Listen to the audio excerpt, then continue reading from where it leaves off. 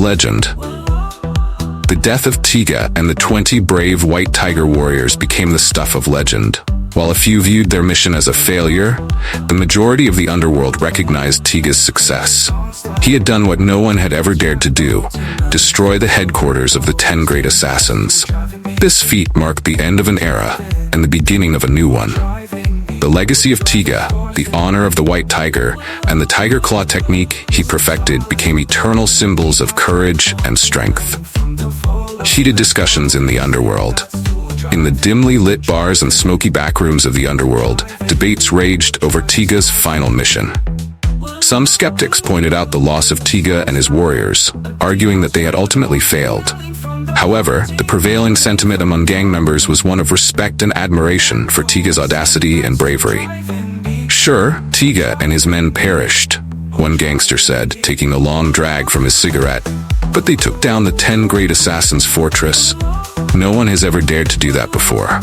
Another added, it's not about how they died, it's about the fact that they took the fight to the 10 great assassins. That alone is a victory. Bravery and resilience. Tiga and his 20 white tiger warriors became legendary figures. Stories of their bravery, resilience, and unwavering determination spread far and wide.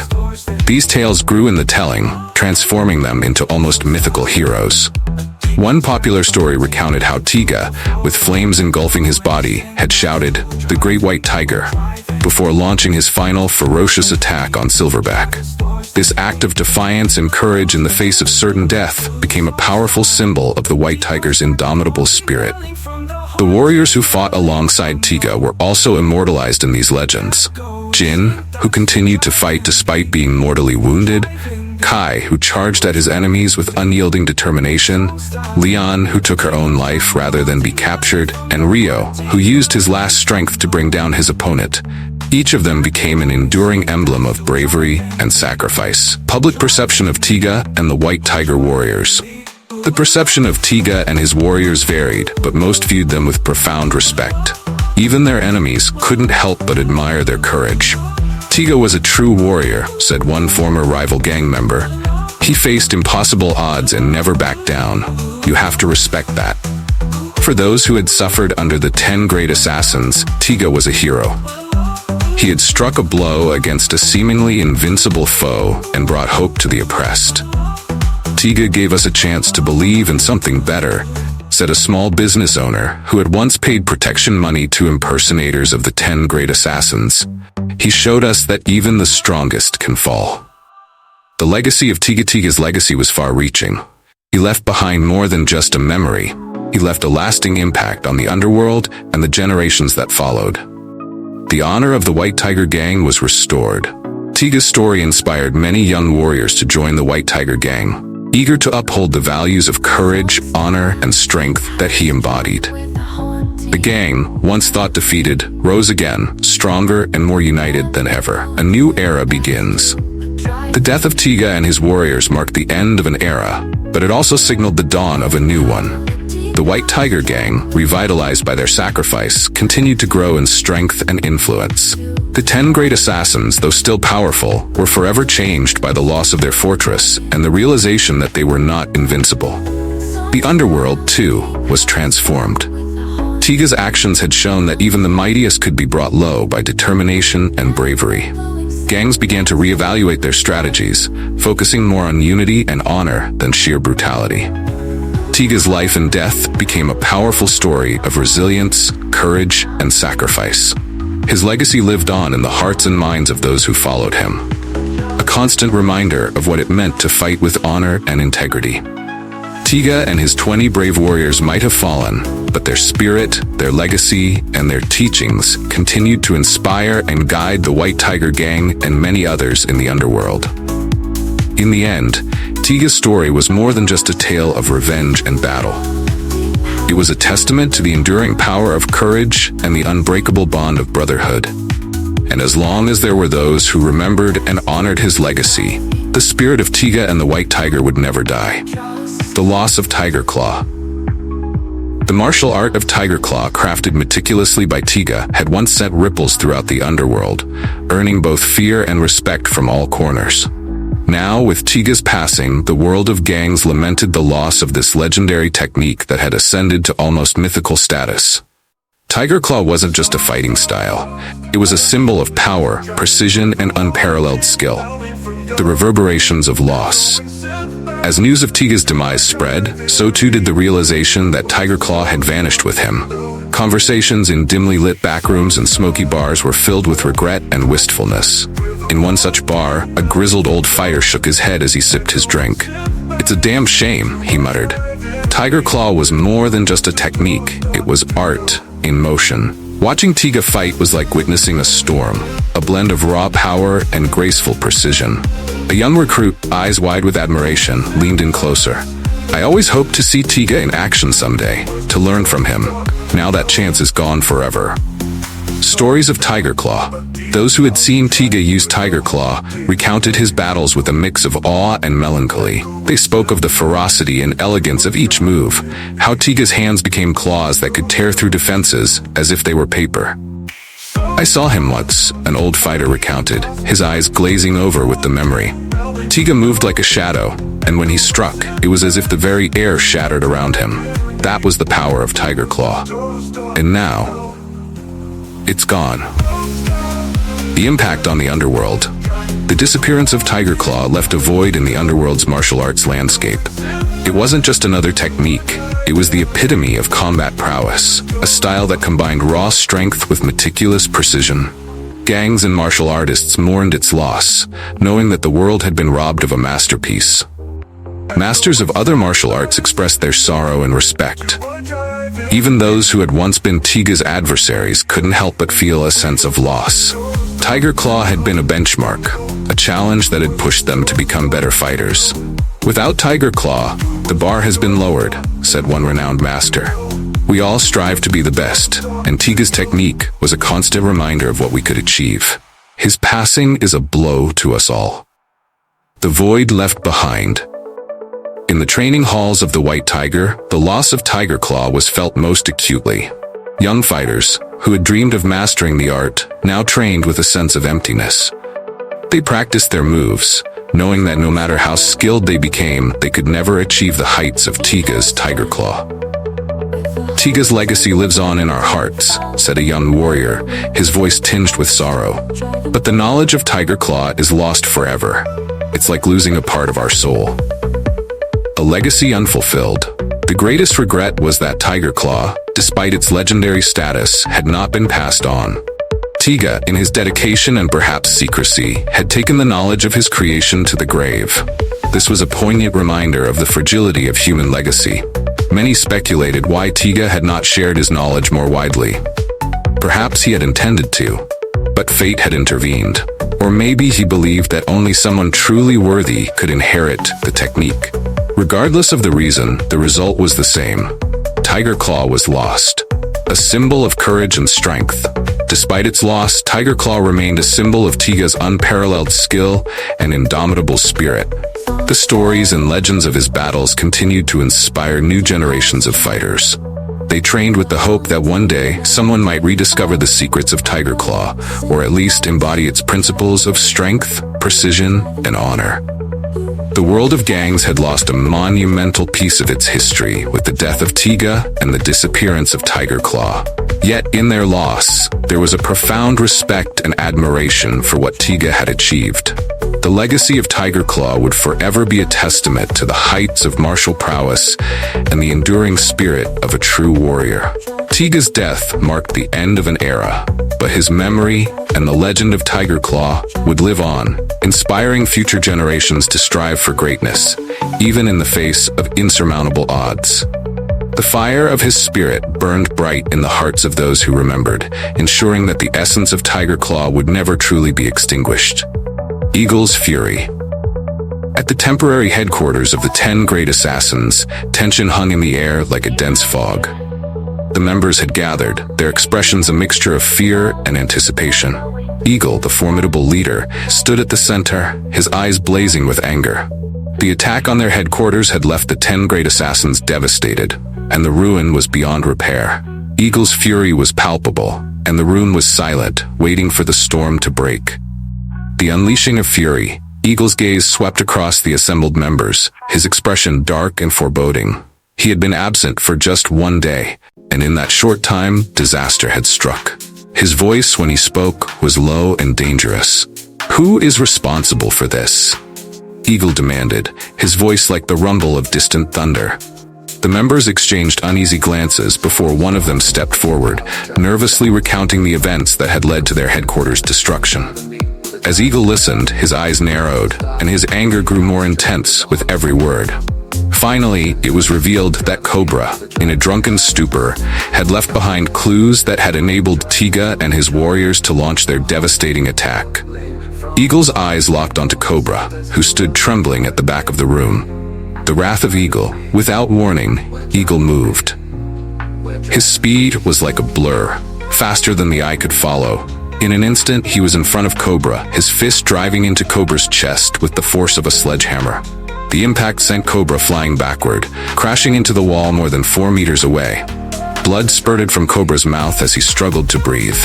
The room was deathly silent, the other members frozen in fear. Eagle's display of power had been swift and brutal, a clear message to anyone who dared to be careless. Wolfbane's plea. As Cobra lay gasping on the ground, his young brother Wolfbane rushed forward, his eyes wide with panic and desperation. He fell to his knees before Eagle, bowing deeply. "Please, Eagle," Wolfbane implored, his voice trembling. "Please spare my brother. He made a mistake, but he has served you loyally for many years. He has fought bravely and has always been dedicated to our cause. I beg you, give him another chance." Eagle's eyes remained cold as he looked down at Wolfbane. The anger still simmered beneath the surface, but he could not ignore the plea of one of his most trusted members. Wolfbane had proven his loyalty time and time again, and his request was not without merit. The warning Eagle stepped closer to Wolfbane, his presence imposing and powerful. "I have tolerated many things," Eagle said, his voice icy, "but this level of carelessness is unacceptable. Our headquarters lies in ruins because of a foolish mistake. I should kill him for this." Wolfbane bowed lower, his forehead touching the ground. "I understand, Eagle. I take full responsibility for my brother's actions. Please, show mercy this once. I promise you, it will never happen again." For a long moment, Eagle remained silent, the tension in the room thick and suffocating. Then, with a sudden movement, he turned and delivered a sharp kick to Cobra's side, sending him sprawling across the floor again. "Consider this your only warning," Eagle said, his voice cold and unyielding. "I am sparing your life only because of your brother's loyalty and the service you have provided. But make no mistake, if anything like this happens again, there will be no mercy. Do you understand?" Cobra's gratitude. Cobra, still coughing up blood, struggled to his feet. His face was pale and pain radiated from his injuries, but he managed to stand. He bowed deeply to Eagle, his voice weak but sincere. "Thank you, Eagle," Cobra said, his words punctuated by labored breaths. "I will not let you down again. I swear it." Eagle nodded curtly, his gaze still hard. "See that you don't." The aftermath. The room slowly began to return to a semblance of normalcy, but the fear of Eagle's wrath lingered. The members knew that their leader was not to be trifled with, and the consequences of failure were severe. Wolfbane helped his brother to a chair, his face etched with relief and worry. "You were lucky today, Cobra," he said quietly. "Don't ever let this happen again." Cobra nodded weakly, his gratitude evident in his eyes. "I won't, brother. I promise." Reflection. As the members dispersed, Eagle remained standing in the center of the room, his mind racing. The attack on their headquarters had been a severe blow, but it had also revealed weaknesses within their ranks. He needed to ensure that such a disaster would never happen again. Eagle's thoughts turned to the future. He would have to strengthen their defenses, increase their vigilance, and train his members to be even more formidable. The 10 great assassins would rise from the ashes of this defeat, stronger and more ruthless than ever. But for now, he had to deal with the immediate threat. Eagle's eyes narrowed as he contemplated his next move. The world of gangs was a dangerous place, and only the strongest could survive. He would make sure that the 10 great assassins remained at the top, no matter the cost. The events of the day had been a harsh reminder of the stakes in their world. Mistakes were unforgivable, and loyalty was both a precious commodity and a double-edged sword. Eagle's anger had been justified, but he also knew that he needed to inspire fear and respect in equal measure to maintain his hold over the 10 great assassins. As the flames of their ruined headquarters smoldered in the distance, Eagle made a silent vow. He would rebuild their strength, avenge their losses, and ensure that no one would ever dare challenge them again. The 10 great assassins would rise from the ashes, more powerful and more feared than ever before. The Defenders. At the Wrestling Bear headquarters, tension hung in the air as IE, the gang leader, convened a meeting with his trusted subordinates. The dimly lit room was filled with the heavy scent of cigar smoke, and the atmosphere was thick with anticipation and unease. IE stood at the head of the table, his face serious and contemplative. "We must prepare for an attack from the 10 great assassins," IE declared, his voice steady but laced with concern. "We are one of the last 3 gangs standing, along with the mighty gorilla and the cunning hyena. It is only a matter of time before they come for us." Loyalty and resilience of the Bears. The Wrestling Bear gang was known for its unmatched loyalty and resilience. Like the bears they symbolized, the members of the gang were tough, unyielding, and fiercely protective of their territory and each other. They had clawed their way up from the bottom, fighting off smaller gangs and establishing their dominance through sheer determination and unwavering loyalty to IE. IE himself had built the Wrestling Bear gang from the ground up. He remembered the early days of struggle, when he and his warriors fought bravely against rival gangs to claim their territory. It was their loyalty and relentless spirit that saw them through the toughest of battles. The legend of Susie central to the gang's success was Susie, a warrior whose combat prowess was legendary. Susie's martial arts skills were unparalleled, and he was often compared to Tiga, one of the 4 heroes of the gang world. His loyalty to IE was absolute, and it was through his formidable strength and unwavering dedication that IE had achieved much of his success. Susie was a master of wrestling techniques. His famous moves could crush the bones of any opponent who found themselves trapped in his grip. Once someone fell into Susie's arms, there was no escape. He was known to squeeze the life out of his adversaries, their bones cracking under the immense pressure of his bear-like strength. Susie's fierce nature. Susie was a cold, silent, and somewhat ruthless figure. He rarely spoke and maintained an intimidating presence that struck fear into the hearts of his enemies. His unpredictable temper made him a dangerous ally and an even more dangerous adversary. His loyalty to IE was unshakable, but his volatile nature had led to unintended consequences. In a fit of rage, Susie had once killed several members of the Wrestling Bear gang, leading to his imprisonment for over a year. IE was hesitant to release him, fearing the potential for further uncontrollable violence. Despite his imprisonment, Susie remained a key figure in the gang's lore. His wrestling moves were legendary, and his punches were said to be as powerful as a storm. Each strike he delivered carried the weight of his immense strength and the fury of his spirit. The 3-layered defense strategy of the Wrestling Bear gang. The Wrestling Bear headquarters buzzed with intense preparation. IE, the gang leader, had devised a meticulous 3-layered defense strategy to protect his gang from the impending attack by the 10 great assassins. The gang members moved with purpose, each knowing their role in the grand plan. IE stood in the center of the control room, mapping out every detail of their defense on a large table covered in diagrams and notes. The first layer, traps and barriers. The outermost layer of defense focused on slowing down and disorienting the enemy.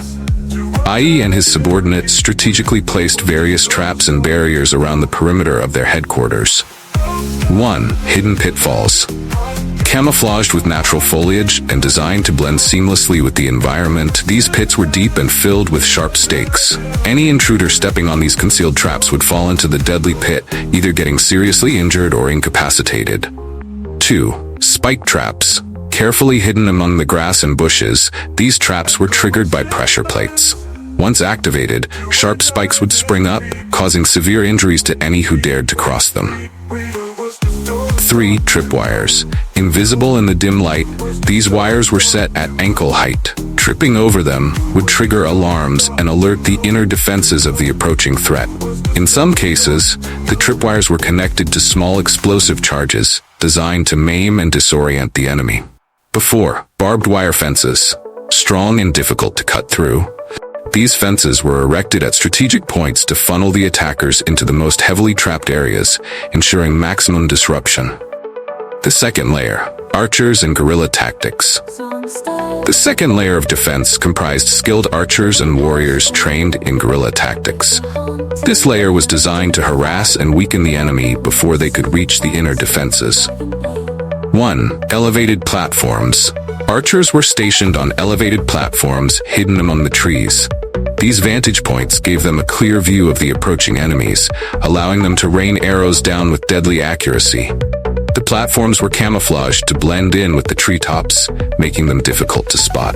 Number 2. Mobile archery units. Small groups of archers moved silently through the forest, constantly changing positions to avoid detection. Their mobility made it hard for the enemy to pinpoint their location, while they continued to launch precise attacks. Number 3. Hit-and-run tactics. Warriors trained in hit-and-run tactics engaged the enemy in brief, fierce skirmishes before melting back into the forest. These sudden attacks kept the intruders off balance and caused confusion within their ranks. 4. Signal system. A sophisticated system of signals using bird calls and animal noises allowed the defenders to communicate and coordinate their movements without alerting the enemy. This ensured that the archers and warriors could respond quickly to any breaches in the outer defenses. The third layer, the stronghold and the final stand. The innermost layer of defense was the heart of the Wrestling Bear headquarters. This stronghold was designed to be impregnable, with Ai and his elite warriors, including Susie, making their last stand here.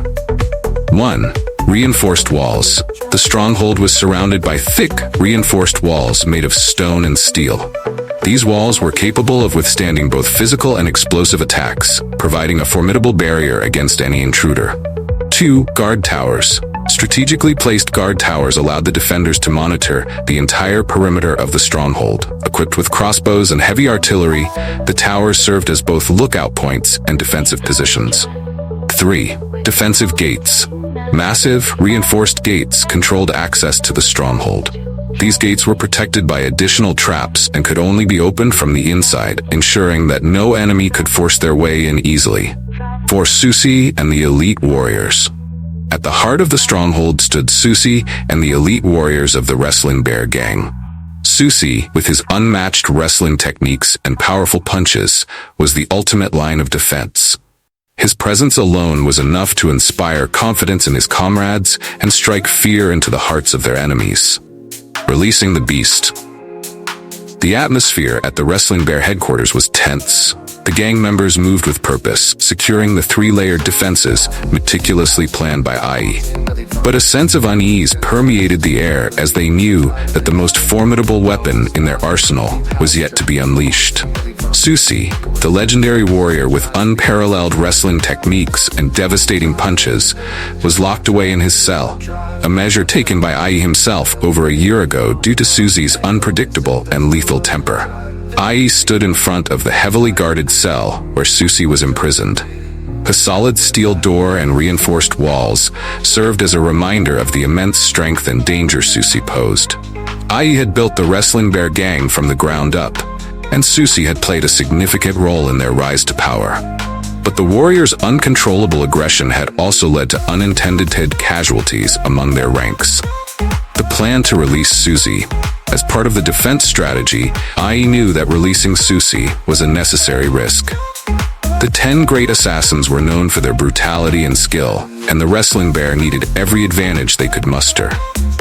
Ai took a deep breath, steeling himself for the confrontation with his most dangerous asset. Accompanied by a trusted guard, Ai approached the cell. He motioned for the guard to open the door. The heavy metal creaked as it swung open, revealing Susie sitting calmly on a bench, his eyes closed as if in meditation. Despite being confined for over a year, Susie's muscular frame and imposing presence remained undiminished. Ai's resolve. Susie, Ai began, his voice steady but filled with underlying tension. We need your strength. The 10 great assassins are coming, and we must defend our stronghold. Susie's eyes slowly opened, revealing a cold, calculating gaze. He stood up, towering over Ai and the guard. "You locked me away, IE," Susie said, his voice low and menacing. "Now you want to release me?" IE met Susie's gaze without flinching. "I did what I had to do to protect our own, but now I need you. We all need you. Will you fight for the wrestling bear once more?" For a moment, there was silence. Then Susie nodded. "For the wrestling bear, and for you, IE, I will fight." Releasing the beast, the guard stepped forward to unlock the chains that bound Susie. As the heavy metal restraints fell away, Susie stretched his massive arms, flexing his muscles. IE handed him his signature leather straps, which Susie wrapped around his wrists, a ritual that signified his readiness for battle. IE looked at Susie, a mixture of relief and apprehension in his eyes. "We have fortified our defenses, but we need you to hold the third layer, the heart of our stronghold. Your strength will be our last line of defense."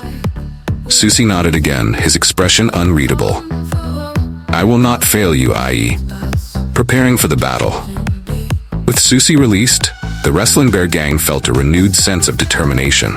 The first layer of defense, with its hidden pitfalls and spike traps, was ready to slow down and disorient the attackers. The second layer, manned by archers and warriors skilled in guerrilla tactics, was set to harass and weaken the enemy. In the heart of the stronghold, the third layer, Susie took his position. The reinforced walls and guard towers provided a formidable defense, but it was Susie's presence that truly solidified their resolve. The warriors around him felt a surge of confidence, knowing that Susie, with his unparalleled wrestling techniques and powerful punches, would be there to protect them. The Strategist's Dilemma. At the new headquarters of the 10 Great Assassins, Eagle sat alone in his dimly lit office, the shadows of his thoughts cast across his face. The room was silent except for the faint hum of the city outside. His brow furrowed in deep contemplation. He was absorbed in the most daunting challenge he had faced in years, planning the attack on the wrestling bear's stronghold. The imposing defense of the wrestling bear. Eagle was a master strategist, renowned for his cunning and precision. But the task before him was unlike any other. The wrestling bear gang, under the leadership of IE, had fortified their headquarters with a formidable 3-layered defense system. This intricate setup was designed to thwart any attack, and Eagle knew it would not be easily breached. The weight of the unknown. What troubled Eagle most was the lack of concrete information. Unlike previous targets, the wrestling bear's defenses were shrouded in secrecy.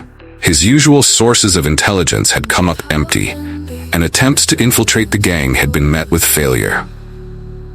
The thought of leading his men into an ambush, blind to the traps and countermeasures that awaited them, gnawed at his confidence.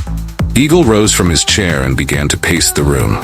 He had always prided himself on being 2 steps ahead of his enemies, but now he felt as if he were navigating a maze in the dark.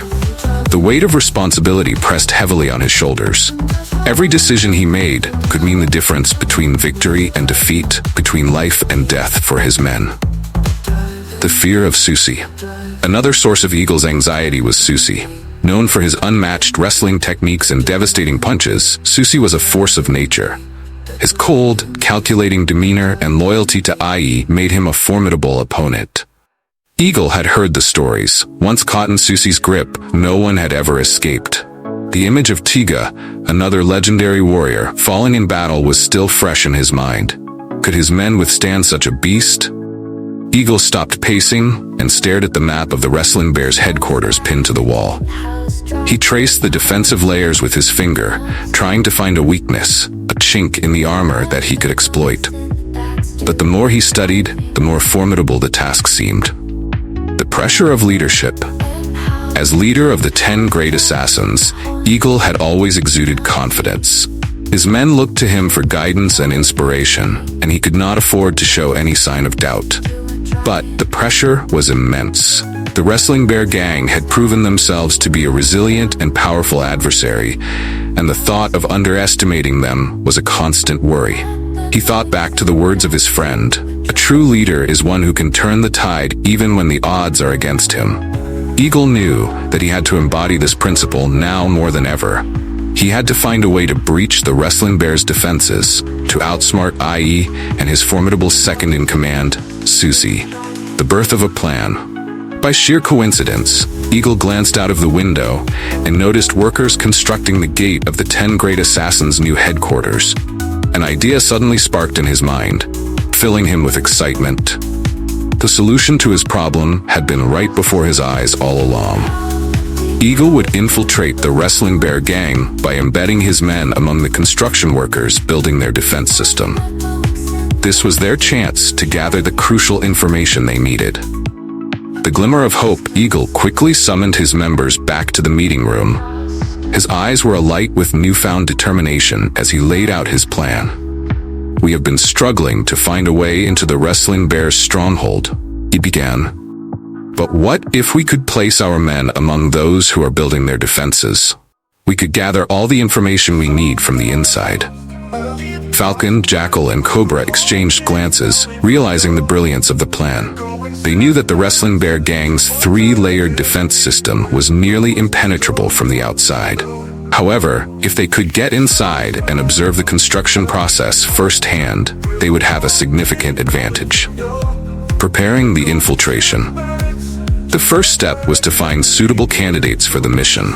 They needed men who could blend in with the construction workers, who had the skills and knowledge to understand and relay detailed information about the defenses being built.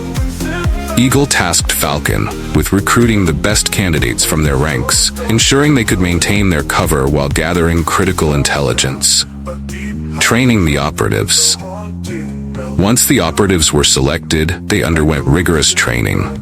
They learned the specific skills required for construction work, along with techniques for gathering and transmitting information discreetly.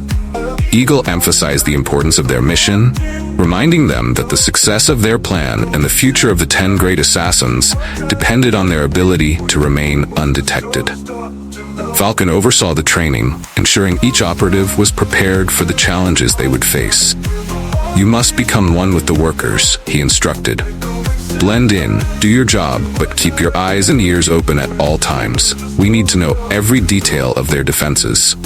Infiltrating the Wrestling Bear gang. With their training complete, the operatives were ready. They were sent to the Wrestling Bear's territory, posing as skilled laborers seeking work. I.E., the leader of the Wrestling Bear gang was eager to bolster his defenses and welcomed the additional manpower. The operatives were integrated into the construction teams, working alongside genuine laborers to build the fortifications. Gathering intelligence. Over the following weeks, the operatives carefully observed and documented the construction process. They noted the layout of traps and pitfalls in the first layer, the positions of archers and guerrilla fighters in the second layer, and the strongholds and escape routes in the third layer, where Susi, the formidable warrior, was stationed. Using discreet communication methods, the operatives relayed their findings back to Eagle and his members. The information they provided was invaluable, giving Eagle a comprehensive understanding of the Wrestling Bear's defense system. Eagle's detailed attack plan. After gathering sufficient intelligence, Eagle meticulously crafted a detailed plan and assigned specific tasks to each member of the 10 Great Assassins. The plan was set to strike at the heart of the Wrestling Bear gang's headquarters. Each member was armed with their distinctive weapon, ready to execute their role with precision. Lionheart. Weapons: twin short sabers. Mission: lead the initial assault from the left flank, creating confusion and disrupting the first layer of defense. His agility and speed are crucial for breaking through quickly and efficiently. Panthera. Weapon: a single sword. Mission: support Lionheart in the left flank assault. Panthera's task is to break shields and take down key defenders, paving the way for the rest of the team. Coben: a single sword. Mission: attack from the right flank, working in tandem with Panthera to apply pressure from multiple angles. Cobra will target and eliminate high-value enemies within the first line of defense. Wolfbane. Weapon: a single saber. Mission: approach from the rear, cutting down any defenders attempting to regroup or counterattack. Wolfbane's role is to ensure no enemies can mount a successful defense or escape. Hawkeye. Weapon: a chain. Mission: utilize his chain to attack from a distance, capturing and disabling key targets. Hawkeye's objective is to control the battlefield by restricting enemy movements and supporting close combat fighters. Tiger Claw. Weapon: A chain. Mission. Complement Hawkeye's efforts by using his chain to bind and immobilize enemies. Together, they create zones of control and prevent enemy reinforcements from advancing. Scorpio Weapon. A staff. Mission. Engage enemies head-on, using his staff to break through defenses and create openings for his teammates. Scorpio's powerful strikes will disrupt and demoralize the defenders. Bear Claw. A spear. Pierce through the second layer of defense with precision strikes, keeping enemies at a distance and creating a clear path for his comrades to advance. Falcon. Weapon. A crossbow. Mission. Provide long-range support, picking off key targets and suppressing enemy archers. Falcon's accuracy ensures that any significant threats are neutralized before they can cause harm. Jackal. Weapon. Iron cards. Mission. Attack from hidden positions, using his iron cards to sow chaos and confusion among the defenders. Jackal's swift and unexpected strikes will weaken the enemy's morale and cohesion. Silverback. Weapons. Saber and daggers. Mission. Serve as the final attacker, directly confronting Susie, the most formidable opponent within the wrestling bear gang. Silverback's duel with Susie will determine the outcome of the entire assault. His goal is to defeat Susie and dismantle the final layer of defense, ensuring the success of the mission.